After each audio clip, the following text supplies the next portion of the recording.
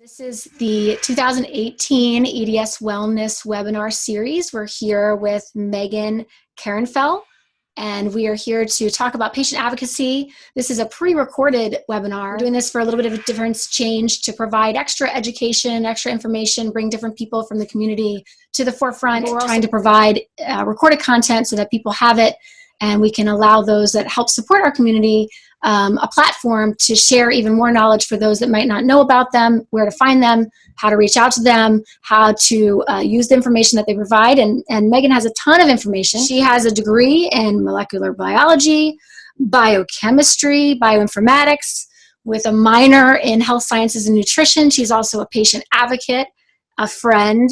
She runs the Herds Nerd page on Facebook, where she tries to educate people and help them understand how to read research studies.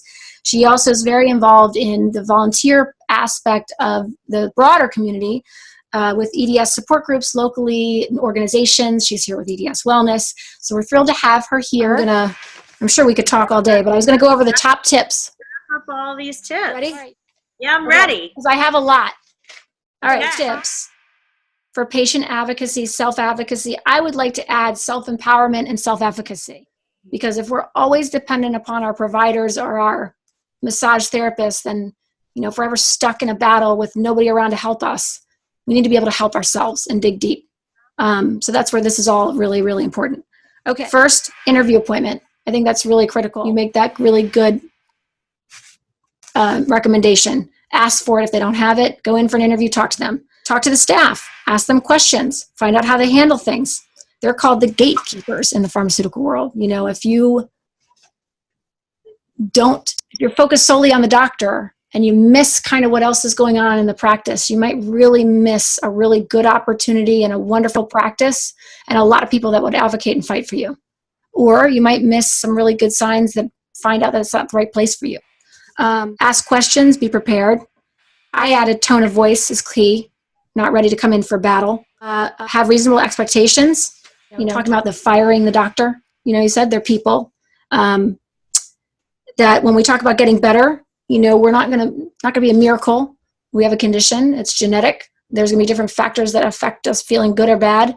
That even just a little bit better is important. Even 20% better. Or if you add 5% here, 5% there, whatever it is, you have 40% better, and that's still something. And a lot of times, it does take a recipe, and it does take work for us to figure out all those little nuances. There's not going to be any one of us or providers that can give a magic recipe, because we're all so different. And we do have to do the work to figure it out. And it is tiring. Find a good quarterback, internal doctor. Even if they don't know a whole lot, they're willing to learn. Tools in your toolbox, like you said. I think these are all tools in the toolbox. And we talked about empowerment and self-efficacy, because that's what it's all about. If they're outside of the doctor's office, find a good PT, making sure that you're putting your good healthcare team together, knowing when to walk away if somebody's not appropriate. A binder for your records or a document, like you said, putting things together, organized, and bringing what's important to that appointment and pertinent, and maybe that one document that kind of explains it all in a hit it and quit it state.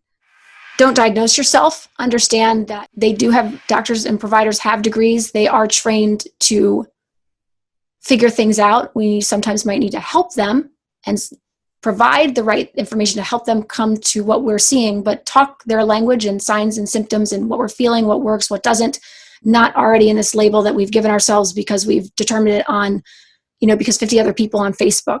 Although I won't say the Google search, because I do think that is valid.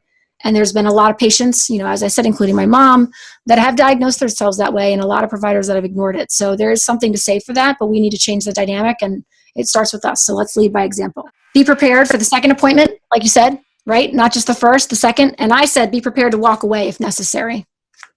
Pharmacy, a smaller pharmacy is important. Also, I added compounded one if you needed.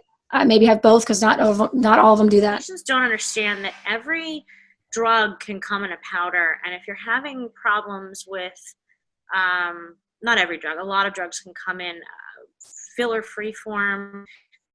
If you need a smaller dose of a drug than is offered. Sometimes you can compound it if you need a different form of it. If you have gastroparesis and you need liquid form, if you have a need to have a muscle relaxer that you rub on, there's many forms of drugs. So finding a good compounding pharmacy that can, sometimes a pharmacist can speak with you and see what your needs are, and then they can talk to your doctor and coordinate what's best for you. I love compounding medications. I think they're so utilized, not just when you can't tolerate something, but they're also utilized in topical pain creams. They're utilized in, gynecological care, as you and I have both talked about.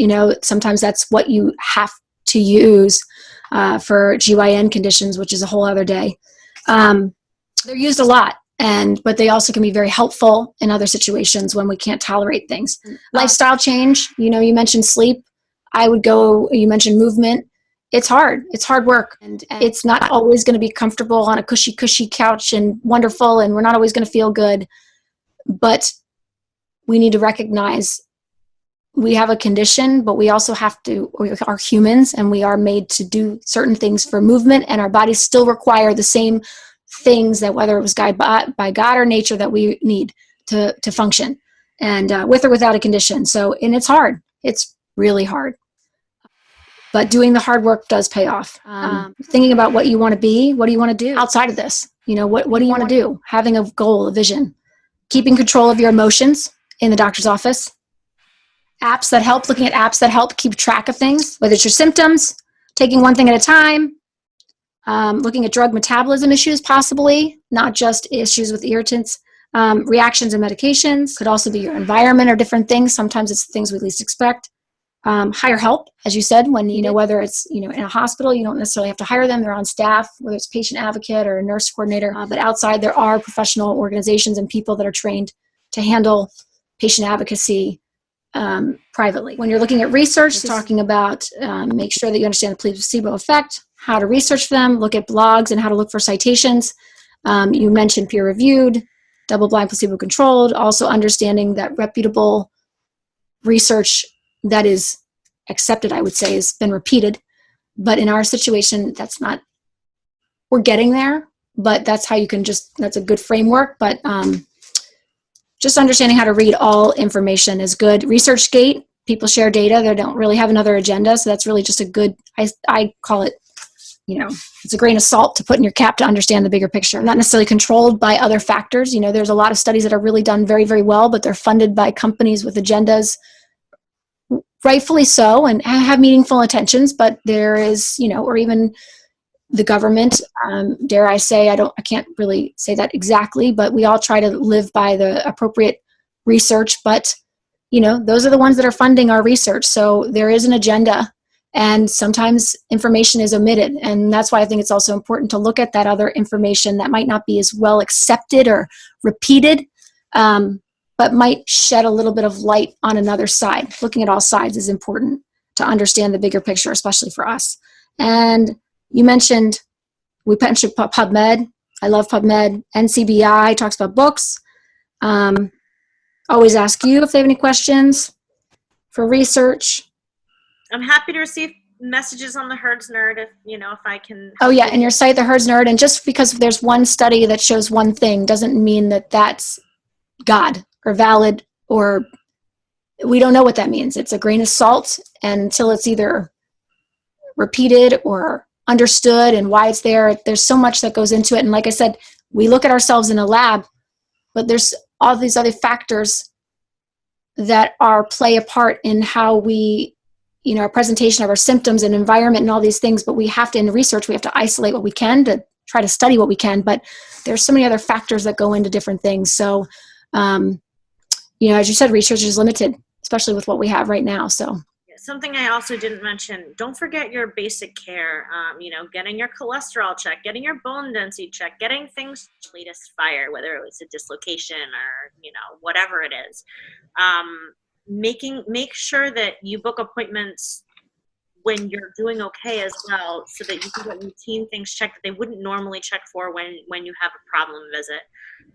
I think that can be really important. Yeah, definitely. That just because you don't need to go to the doctor making sure you have that appointment, because you don't know if you need that documentation for something. Like I said, you might be, We don't overutilize, but you know, yeah, sometimes. right. You never know. It could be for, I don't know, PT. It could be, you just never know. And it's always just, it shows that you are handling your care appropriately, even if it's just seeing your provider once every, 2 years, whatever it may be. The last thing I will end on is that my biggest tip is that when I was diagnosed, a lot of these labels that we have and the different conditions, they all fell under EDS. And, there was no sickness. There was no chronic illness. And I talk about this a lot. I'm not saying that people aren't sick. I'm not saying that they don't go through sicknesses and they don't have a condition. But it's interesting, the different dynamic in identification of, look at the puppy, of it was a condition and this is how my body was made and this is just how I am, versus being sick. And that label, while that's important, validating for some people, and provided help to really understand what the condition is, I also think it's important to realize, are we falling under that too much and identifying with that too much versus, like you said, what else do you want to do? What else do you want to be? We are so much more than what the label is. And I don't identify with being sick.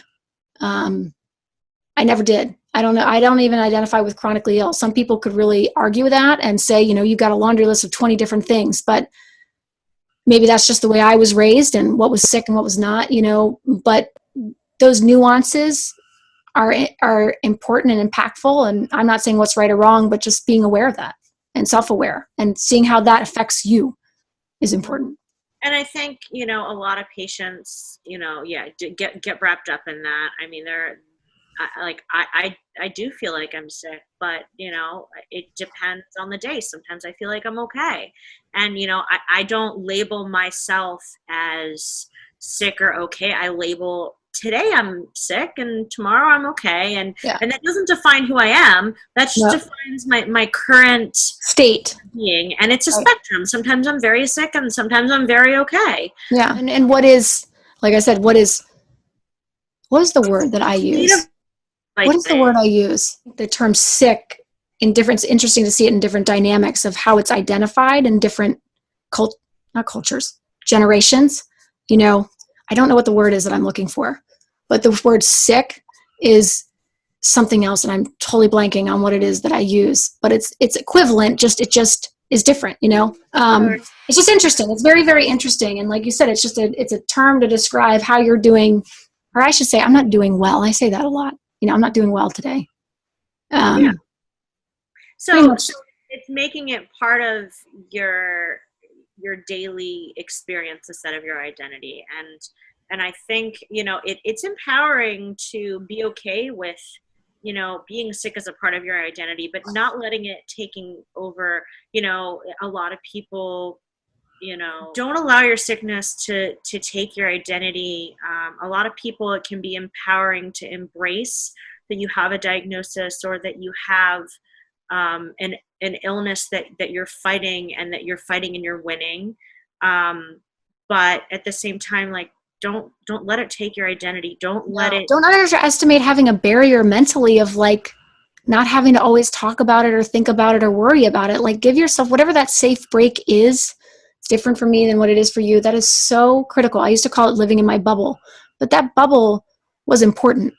And, there are people that are having kids and marriages and things like that. And, careers, and are going to school, and with all the 15 million degrees that you have.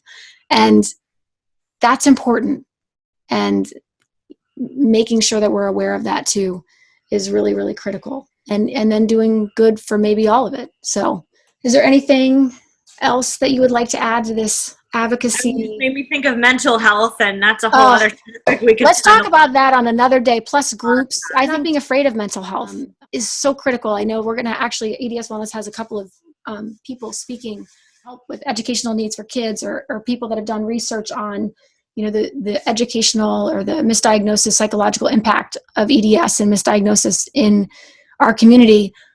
But I think a lot of times we're afraid of it. And there's a lot of good that can happen with a good mental health provider. So, and that's not to be ashamed of or worried about. So, absolutely. So we'll talk about that on another day. Thank you for having me. I really appreciate this opportunity to share I really want to help people. I want to, share my knowledge to be a resource for people who can, use the knowledge for some sort of good in their lives. I'm excited to work with you more. How can people find you? Facebook.com/the herds nerd, HERDS, the herd of zebras. Yeah. And zebras all have different stripes. Mm-hmm. Absolutely, for so many reasons. So one thing I wanted to add about the health binder, I feel like a lot of patients go into the doctor's office and put the binder on the desk, and then, it's really intimidating for the doctor, and they're like, what the hell? That's a way for them to organize it. That doesn't mean they bring it in. Should keep it in a bag, out of sight. We were talking about your document. I always talk about a binder, and this is my binder, one of them. And while this is good for me to organize my stuff in there, and it's not even all of it by any means, it's a good way for me to be able to access what's important and appropriate for a specific doctor's visit, but I don't bring this to each appointment. And your document that you talked about that kind of hits the main things and is a very easy document just to hand is very important. So the binder is helpful at home to organize, make sure that we have all our records, but that doesn't mean that we hand that in and bring it to every single appointment, nor is it appropriate or pertinent. Whatever you do, do not stick that binder on the doctor's desk when you come in. They're going to think you're nuts. So what I do is I have a little folder. And you mean they wouldn't want to go through every single study? My binder has tests that I've had done, MRI studies, pertinent journal articles that I feel that are very important that need to be looked at by my doctors. Sometimes I'll email them ahead of time. I think that's also another really important tip. To email them ahead of time? Yeah, so I think an important tip is to email them ahead of time, and sometimes your doctor will need more time to look at an article than you have in your appointment time. And if there's something pertinent that you need your doctor to see and do research on that you want to talk to them about, sending things ahead of time can be really helpful, especially if you already have a relationship with your doctor. There's only one doctor where I went ahead of time and emailed him because it was something that was so incredibly important for him to read before seeing me. It's important for doctors to have time to look at what. Yeah. So we might have to send our records ahead of time or fill out the paperwork, but also making sure that we have pertinent articles and how best to share that. For a referring doctor, when you go see a new doctor, you can have, if a doctor refers you, they will automatically send their last clinic note. But if your insurance does not require a referral, you can have them get information ahead of time, or if they're in the same, like if they're all in Hopkins, for instance, they will be able to see all of your Hopkins notes, and they will go through every recent visit that you've had before they see you, and every test result that you've had. But if you are within a different medical system, it might be really important for you to get them those records, or else they can't see it. Right. And just because the way we are in medical records now, and that there is an effort, that doesn't mean that everything is there that's pertinent. So it is, again, up to us to do the work to help ourselves and help our doctors help us. Yeah. The only thing that they can universally see usually is your medications. So anything that you have filled within the past year typically can come up in most systems automatically. It's important to put supplements down also. It's so critical. I mean, I even was naive to that. It's really important to put that down and be updated with that. You never know if there's going to be interactions there with other medications. It's a lot of work. It's a lot of work on our part, not just, for lifestyle stuff, but also keeping up to make sure that all appropriate information is packaged in the right way for each appointment or appropriately, and to make sure that our records are correct. And we can actually request to also have records corrected. We can also ask for copies of our records after each appointment. And that's something that a lot of patients don't always do. It's a lot of paperwork to put it in a binder, but we have that right. What I do is often I will at least have a special email for that. And, they will email me a copy of the records. And, it is a risk if you are using a regular email that would get hacked but you can have a separate email that is more secure if you'd like for your records to be sent to, and that we have them all digitally. And a lot of times patient portals will have records. Do you have you seen anything that, obviously everything's digital in patient portals, but have you seen anything that is, of course we can go in Docs and Google Docs, anything that's really good, patient friendly for digital documents? There's so many apps and everything out there now, but I haven't seen anything that's really good with taking like electronic stuff and putting it like just files in. You can just make a Docs or something, but there's got to be, you just get copies, but even scanning that is effort. Maybe that's another thing that's important, is that if you don't want a binder, maybe scan it and put it in a file, in a doc, electronically. It's really helpful. Sometimes you can only communicate with doctor's offices via fax, and there's something where you can send an email that automatically faxes people, or they can fax an email. That is especially important for advocates like ourselves, because sometimes, we have to, communicate that way.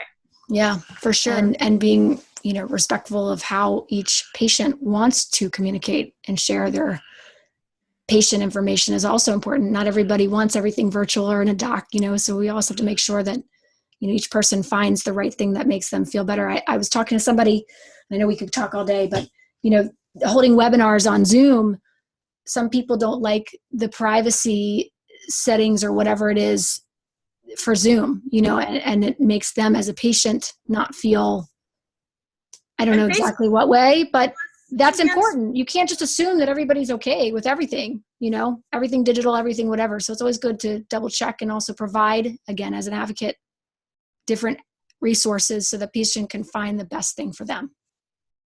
So they have their records, they have it easily accessible, but it's in a way that they feel protected. And to learn what is actually a risk and what is not. Yes, that's another good point. I feel like people don't realize that some things are risks, like 23andMe is a risk. They are taking very much so.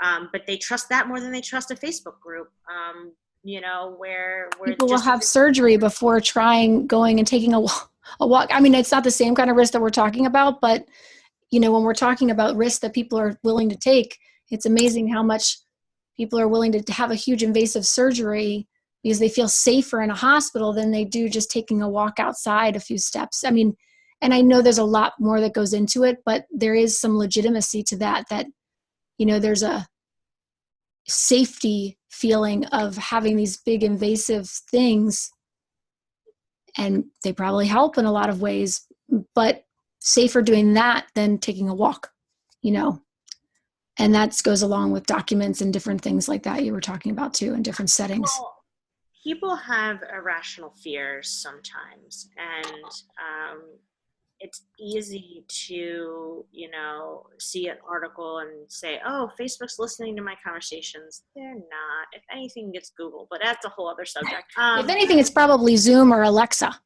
Everybody can.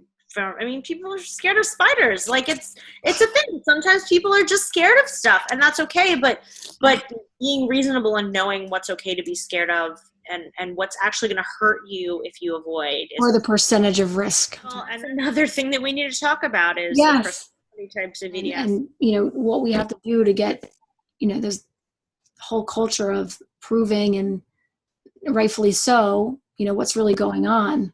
And how real it really is, and I think there's something to say for that still too. There was one provider I was working with that we were talking about this a couple of years ago, and sometimes it's even in ways that we don't even recognize it ourselves. I look at what I do. I do EDS wellness. What does it mean if I don't do EDS wellness anymore?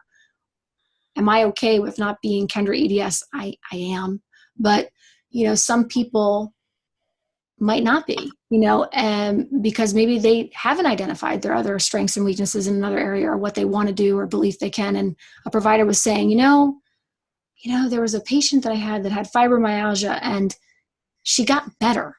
And I thought that she would be so happy. He goes, but she was so angry. She was angry at me, literally angry that I had made her better in a way that she really didn't understand or perceive that could really happen. And he's like, why are you angry? Why are you so upset? And she goes, because now when I'm at the support group meeting and I, bring my lemonade and I, whatever I do, I have no way to relate to the people that are there because they don't believe that they can get better. They don't believe, she's like, I have nothing to really relate to them anymore. My perception is different. I feel better. I don't belong. And she said, you took that from me. And I would probably guess that she would never have thought that ever in a million years until you're in that situation. You're faced with, how do you feel at that given time? And, is your group accepting of differences and people getting better or not? I think we're a lot more accepting now, but it used to not necessarily be that way. Yeah. I think it's accepted in our population. Yeah. 5 years ago, it wasn't necessarily, people would not talk about it necessarily. People would hide, but yeah, it's a lot more accepted now. But, that was a couple of years ago when I had that conversation, but it was just interesting him thinking about it in perspective and thinking, I had that patient that had fibromyalgia and, she said to me, she was really angry that she got better.